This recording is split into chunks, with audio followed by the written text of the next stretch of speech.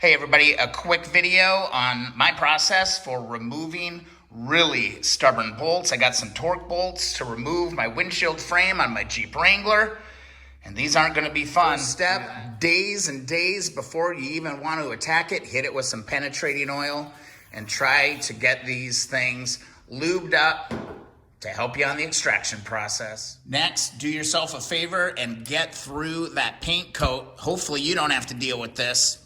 But yeah, you're gonna wanna clean out any paint over the top of these bolts. You can see here, I've already been successful on getting 2 of these to move. Let me show you the process right now. First off, go and find the right bit. It's gotta fit nice and snug. This is a T40 on this Wrangler. You're gonna position this really firmly in place and then grab your steel hammer or something, mallet. You gotta shock this thing. Let's give this thing a few good taps.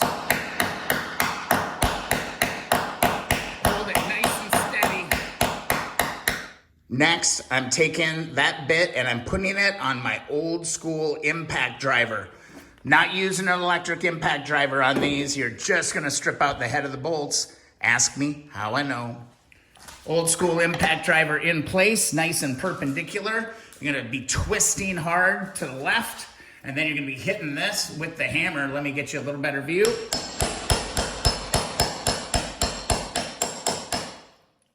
it a little bit until you start to feel a budge. I think I got it to move. After you've done that, go ahead and grab yourself a ratchet or a breaker bar and pray you hear the magic crack. Got it. Just like that. Whew. That still wasn't easy. From there, you should be able to just slowly start backing this thing out.